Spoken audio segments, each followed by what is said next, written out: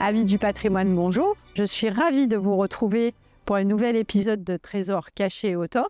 Nous quittons les sommets de nos monuments historiques pour se retrouver et se plonger cette fois dans la découverte des fondations de notre commune à l'occasion du chantier de fouilles réalisé par les services départementaux d'archéologie du Vaucluse, qui, à l'occasion de la préparation du chantier de construction de nouveaux logements sur cette parcelle-là, ont reçu pour prescription de réaliser des sondages archéologiques et de confirmer un certain nombre d'hypothèses d'urbanisation originelles du Thor.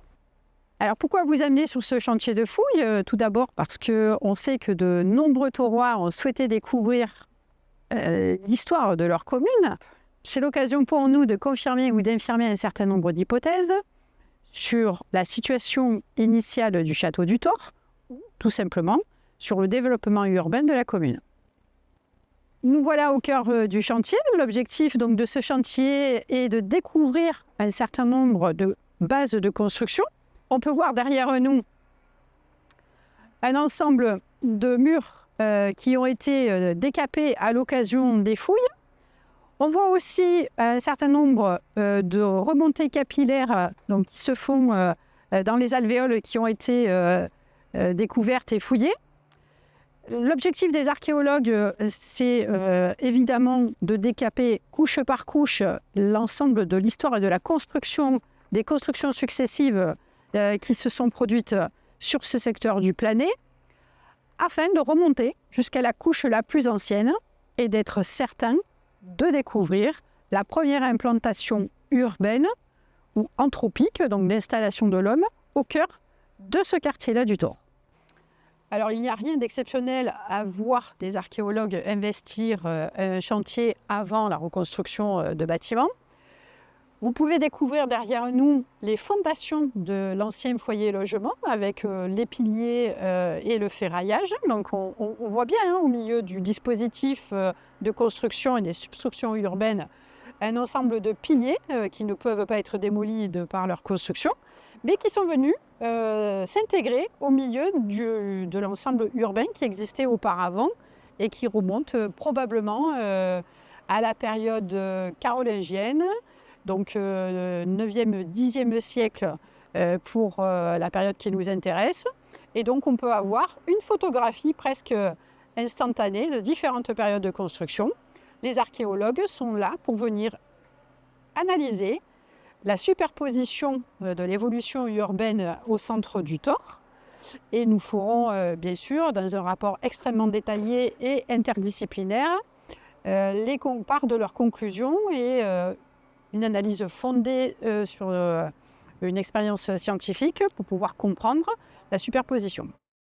Derrière, on peut être choqué par le fait que les nouvelles constructions pourront recouvrir une partie de ces vestiges-là, mais c'est le bien fondé de l'archéologie préventive de venir analyser ces couches-là avant qu'elles soient à nouveau recouvertes pour peut-être encore quelques décennies, voire même quelques siècles. Et on ne va pas forcément venir abîmer les fondations qui existent déjà, mais le bâtiment vient peut-être s'intercaler entre les murs qui existent. Alors voilà un exemple parfait de l'analyse archéologique qu'on peut faire et d'un début de stratigraphie, donc d'études par couche, où on voit bien l'époque tout à fait contemporaine avec les vestiges de matériaux archéologiques, ici goulot de bouteille et quelques morceaux de tesson. Et ensuite on descend sur une période 19e et ensuite on redescend successivement en couches. Donc je suis ravie d'être accueillie sur le chantier de fouilles par le service départemental d'archéologie, en la personne donc, de Guillaume Barrault, qui est archéologue du département, et qui assure avec Quentin Bordery et Raphaël Gagon la conduite des travaux de fouilles sur ce secteur. Donc Guillaume, merci beaucoup pour ton accueil. Est-ce que tu peux nous présenter très très rapidement ce qui a été découvert sur ce secteur-là du Planey? Qu'est-ce que vous allez faire après des données qui ont été retrouvées ici? Comment vont-elles être exploitées? D'accord. Alors, ici, la fouille que nous menons a l'avantage d'être sur un quartier entier. Donc, nous avons une fenêtre ouverte sur l'histoire de la ville du Thor et sur l'évolution d'un quartier médiéval depuis l'an 1000 à peu près jusqu'à nos jours. Donc, nous avons trouvé essentiellement des murs en pierre, d'anciennes maisons qui vont voilà, du 11e, 12e siècle jusqu'à des murs plutôt récents, 19e, 20e siècle. Et donc, nous, notre rôle, c'est de comprendre l'organisation en fait, dans ce quartier, comment il a évolué suivant les années, suivant les siècles.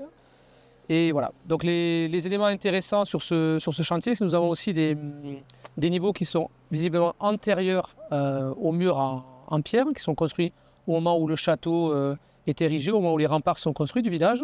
Et nous avons des niveaux qui sont visiblement antérieurs, donc antérieurs peut-être à l'an 1000. Avec des choses qui sont quasiment inédites en Vaucluse et peut-être même dans le sud de la France, avec des bâtiments en terre. Et voilà. Donc ça reste quand même quelque chose d'assez rare de trouver ces éléments-là en fouille. Et combien de temps faut-il pour exploiter après les données brutes qui sont recueillies sur le chantier? Quelle discipline participe aussi nous avons 2 ans pour rendre le rapport de fouille. Ce que je n'ai pas précisé aussi, c'est que dans les niveaux plus anciens, c'est une zone humide, donc nous avons beaucoup d'éléments, des végétaux qui sont conservés. Nous avons du bois, nous avons des graines, nous avons des insectes, nous avons des pépins de raisin et même aussi des raisins qui sont conservés, donc qui sont là depuis à peu près un millénaire, depuis l'an 1000. Donc là maintenant, ça va être confié à des spécialistes, les graines à des carpologues. Des ossements aussi, des ossements d'animaux. Tout ce qui est céramique, tout ce qui est vaisselle, en fait, tout ce qui est les poteries, en fait, vont être étudiées par des céramologues pour essayer de retracer l'histoire du site. Et en fait, la compilation de toutes les études avec les différents spécialistes va à peu près nous amener, je pense, à la fin de l'année 2025 pour un rapport rendu courant 2026. Est-ce qu'on a fait des découvertes particulières, des choses qu'on ne voit pas ailleurs sur les secteurs qu'on a déjà pu fouiller dans le Vaucluse, ou est-ce qu'on est quand même dans quelque chose qui correspond à des niveaux d'urbanisation qu'on connaît déjà et qui viennent simplement confirmer une manière qu'on a d'occuper nos territoires depuis millénaires, voire plus? Alors, pour ce qui est des maçonneries en dur, en fait, on a des maçonneries qui sont du XIIe siècle, 11e, 12e siècle, qui correspondent à peu près aux données historiques que l'on sait sur la ville du Thor. Par contre, ce qui est antérieur, on a des structures avec des poteaux bois qui sont conservés. On a ces fameux bâtiments en terre. Ça, c'est inédit en Vaucluse, comme je disais tout à l'heure. C'est vraiment quelque chose qu'on ne s'attendait pas à trouver ici et pour lesquels des spécialistes vont être appelés pour voir si on trouve des points de comparaison déjà en France, si on en trouve. Et voilà, en région PACA, et voir si en France, on a des éléments de comparaison, savoir si à la même époque, dans d'autres régions, on avait ces éléments-là. Merci Guillaume, en tout cas pour déjà cette introduction et cette présentation du chantier. Bonne continuation et nous poursuivons notre visite à l'intérieur des constructions du Thor. Merci beaucoup. Alors le site nous a révélé un certain nombre d'équipements urbains qui viennent s'insérer en plein milieu des constructions, notamment des puits. Donc là, on est sur des puits extrêmement récents qui peuvent être 19e voire 18e. Mais plus on descend dans la fouille du chantier, plus on retrouve de puits, quoi.